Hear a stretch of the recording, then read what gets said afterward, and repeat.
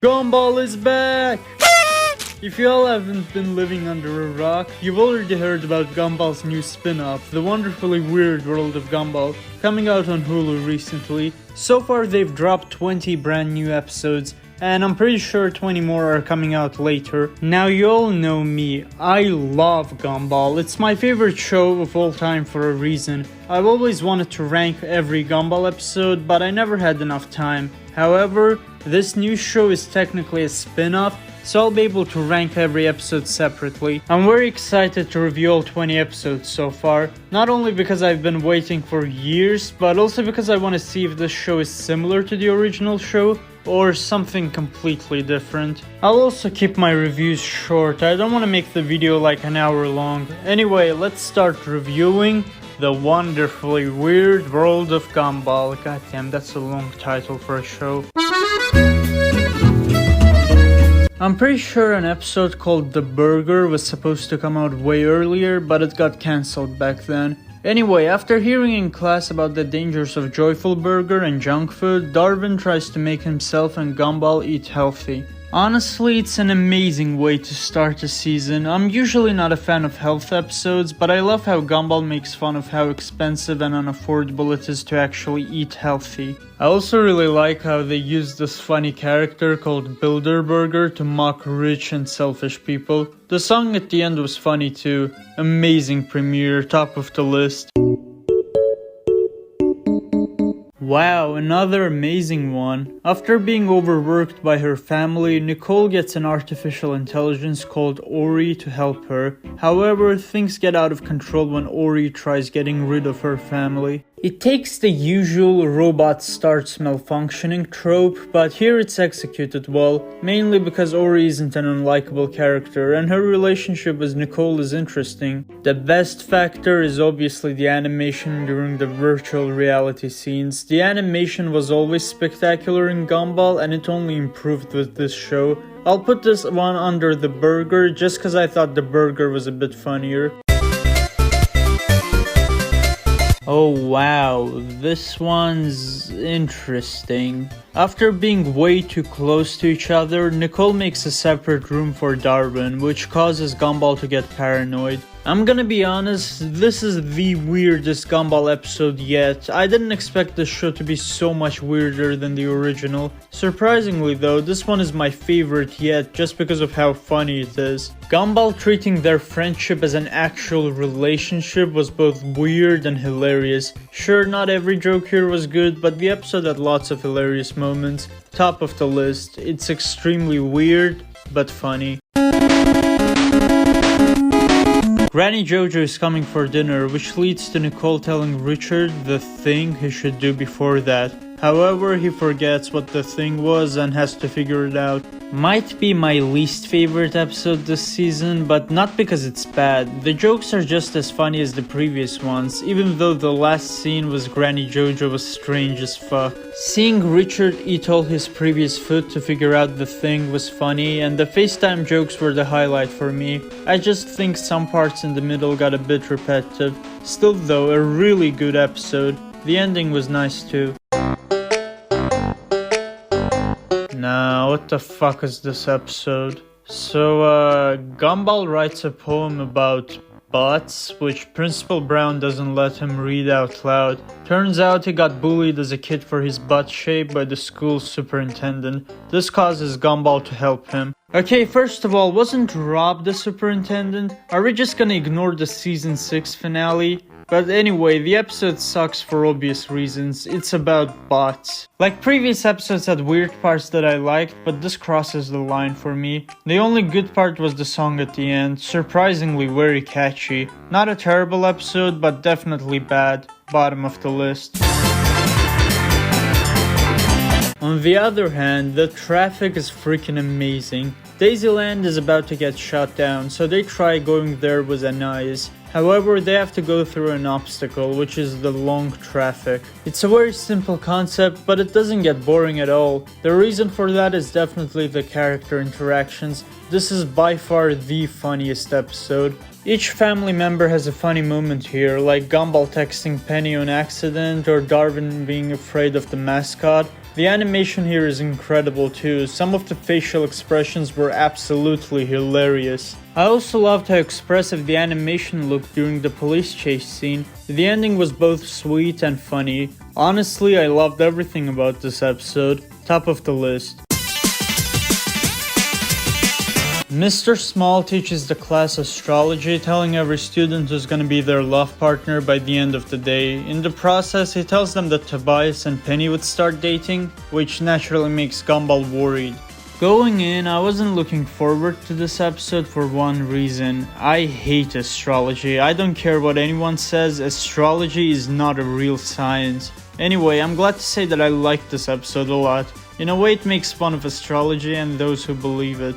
There's many hilarious moments here, especially when some characters just fall in love out of nowhere. Not to mention, the visuals look astonishing. The ending was great too. I love the plot twist with the crystal causing everyone to love each other.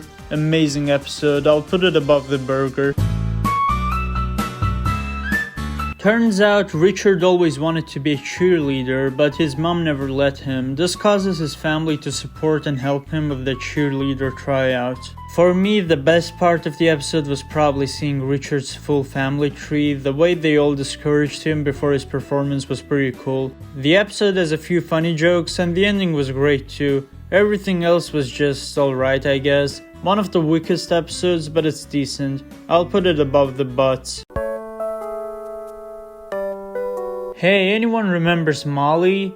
Oh, you don't? Well, too bad, this episode's about her. Molly is so boring that when she talks with Gumball and Darwin, time literally slows down. Because they get into a fight with Tina, they use that to their advantage. If I gotta be honest, Tina trying to fight them was actually deserved here, since they both acted selfish throughout the episode. The concept is pretty interesting and I love the reveal of what Tina's drawings meant. The best part was undoubtedly the message. Don't be selfish and listen to others when they're talking to you. It's not an amazing episode, but it had many entertaining moments and a great message, so I enjoyed it. I'll put it above The Thing. After Miss Simeon takes Gumball's phone and steals an object from school, he follows her into her car and calls the police. This later backfires because it ends up in a literal car chase with a criminal. At first, the episode makes you think that Miss Simeon is an actual criminal due to the fact that she knows Salvatore. However, in the end, it turns out that she used her own money to buy laptops for school. She was mostly portrayed as a villain, so it's nice to see this episode show her good side. The jokes in this one were great too. My favorite was definitely the police spending school money responsibly. This episode is awesome, I'll put it above the boring. Every kid in Elmore is getting this new social media app called ClicksApp. On the surface it looks normal, but in reality it turns every user into a zombie. Just like the burger, this episode also mocks a certain topic. In this case, it's obviously TikTok and its influence. I personally never use TikTok, but it's a nice satire of how it can affect the younger generation. There are a few references to modern trends, and most of them are funny. For me, this episode is really funny. The homeless guy being the creator of this app was easily the funniest part, and the ending with everyone getting off the app after the parents joined was funny and realistic. Again, just like with the burger, some people may dislike this one, but I loved it. It's going above the burger. Wow, this is easily my favorite episode. Tobias invites everyone to his house party. Gumball and Darwin agree to go with their girlfriends, but because nobody else plans on going, they use this illegal cologne to invite everyone. Off the bat, gotta say that this is the funniest episode yet. Lots of hilarious scenes here, like the bathtub scene or the ending. The fact that the cologne is an allusion to drugs makes the episode even funnier. I love how after they put on the cologne, instead of seeing the events, we just get a time skip of them getting arrested. Speaking of that, the animation during that scene is absolutely phenomenal. It really gives you this bizarre and colorful vibe like you're having an actual drug trip. And as a cherry on top, the ending is amazing too. I legit did not expect the girl in disguise to be Salvatore. Overall, the entrance is a fantastic episode. It has a simple concept, but it feels like a very memorable and fun trip. Top of the list. This one's weird as fuck. Darwin writes a love letter for Carrie, but after he learns that she wouldn't like that, he tries getting the letter back with Gumball.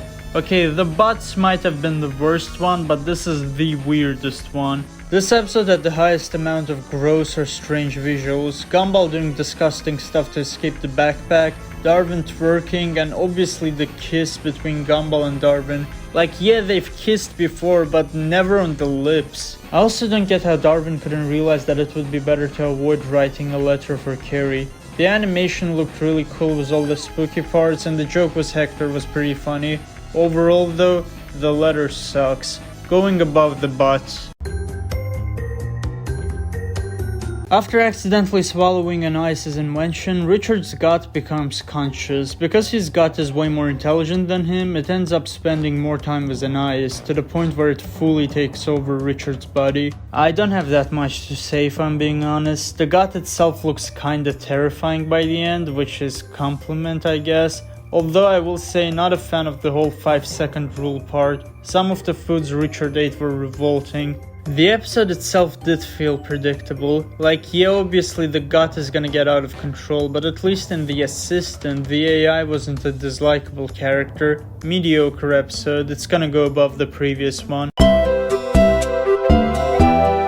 The Wrinkle, on the other hand, is another amazing one. Anais is getting wrinkles from the stress that her family causes. To make her feel better, each one of them does something she planned for their future. Each family member has a short storyline. Gumball's segment is pretty good, and I enjoyed Richard and Nicole's scene too. However, Darwin's was without a doubt the most interesting one. The animation here is great too. I love how they modeled the sheep, and the song was drawn greatly. The song here is easily my favorite one. It looks very cute and sounds great. The best part of the episode is the message. No matter how much stress life could cause, taking risks could make your life change in a better way. My second favorite episode so far. I'll put it above the traffic.